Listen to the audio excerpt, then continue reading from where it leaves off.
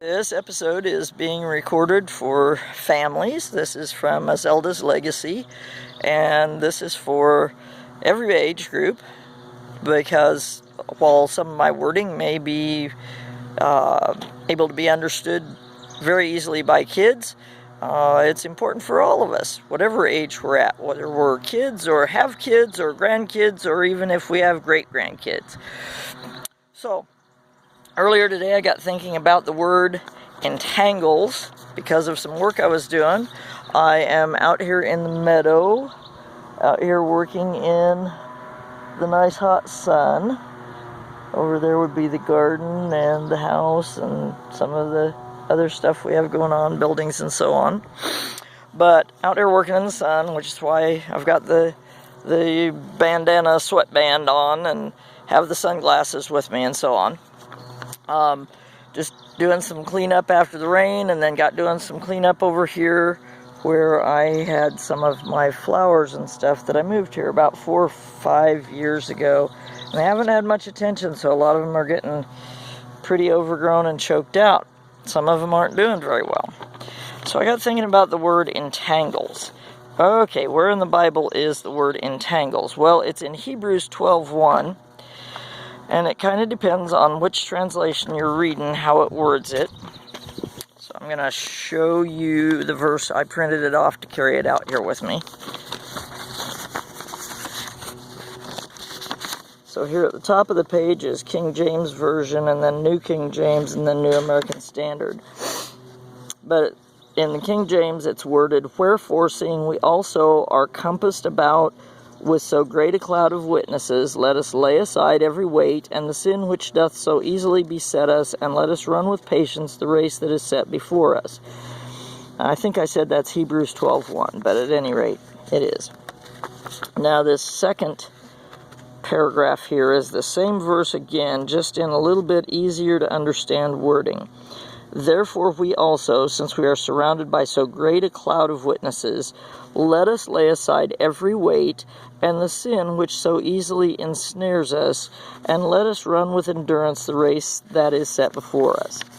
Now, New American Standard and some others use the word entangles. That's the word I was first thinking of. But what's this mean? Well, surrounded there by my thumb, see, surrounded by so great a cloud of witnesses. That would be like witnesses in a court that all are testifying to the same thing. We all are learning and knowing the same things about Jesus as Lord and Savior. We're all wanting to head in that direction if we are wanting to be Christians, wanting to follow Christ. We'd all be on the same page there. So we're surrounded by, we're encompassed about by, have such a great cloud of witnesses surrounding us, New American Standard says. And then it says, let us lay aside every weight. Well, runners used to use weights on their ankles when they were practicing. I don't know if they still do that, but the idea was if you had weights on your ankles, then when you took them off to run your race, you would feel really light and you could just run so much faster. That was the idea anyway. So then, this sin which so easily ensnares or entangles us or besets us, that's the part that I was thinking about out here working, and that's the part that I want to talk with you a little bit about just now. Because as these plants, when I brought this plant over, it had leaves on it. Oh, this is also a lilac. Those leaves are only about half the size they should be because they're just not getting enough food. They're not getting enough sunlight. These roses have kind of taken over. So they're doing fine, but these guys, look, that guy just looks dead, doesn't it?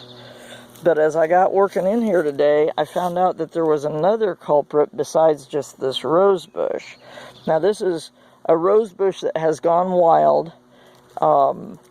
There's a lot of them growing here in the timber on this place.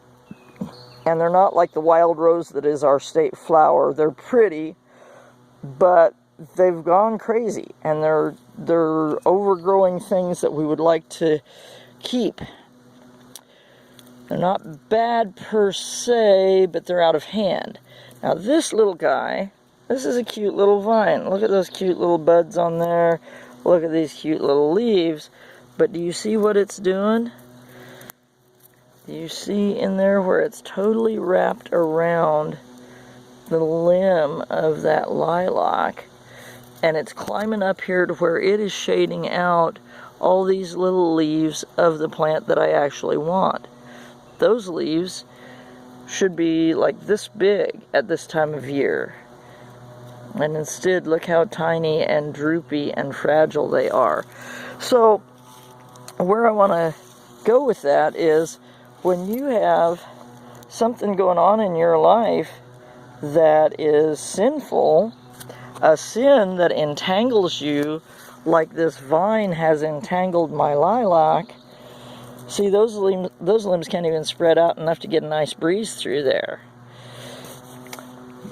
When you have something that entangles you like that, it just kind of ties you up. And it chokes out things that you would like to have in your life. Maybe you'd like to have some good friends that could trust you.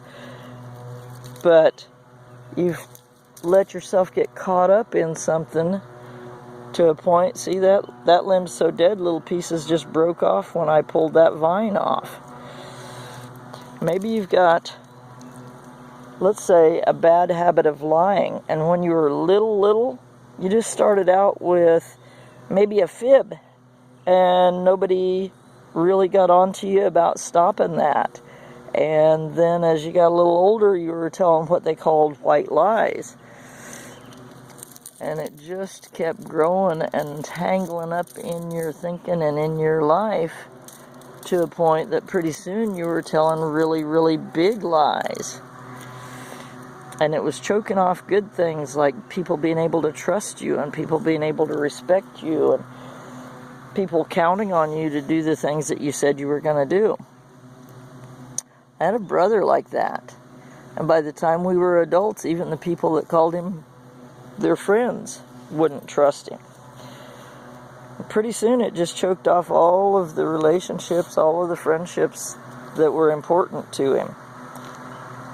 There's other things that can do that. Sometimes it's just being disrespectful to your parents, or what's some other things besides just attitude and lying? There's some other things, like maybe you just take a little bit of candy that you know belongs to your sister or your brother. It's not really yours, but they just won't miss one piece. Well, as an adult, that can end up being things like taking something from work that doesn't belong to you, or taking something from the neighbor that doesn't belong to you. And pretty soon you're so tangled up in those things that you can't get away from it, and it's destroying all your friendships. It's destroying all the things that are important to you. And worst of all, it destroys your relationship with Jesus, because He wants to build good things into your life. He wants to build those relationships.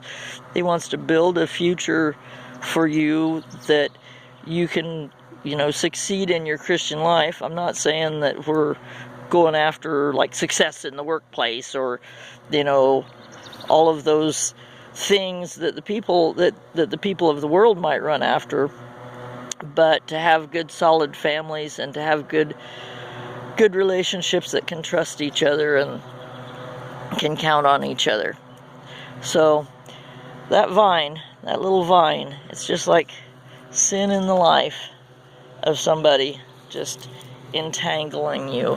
And so the next time that you have some little thing going on that you think, this doesn't really matter, it's not too big of a thing, think about my poor little lilacs that should have leaves 3 or 4 times that size already, and instead they're being choked out by that vine that has so easily entangled them. So, well, you have a blessed afternoon, and we're thinking of you here at Azelda's Legacy. Bye-bye, and God bless.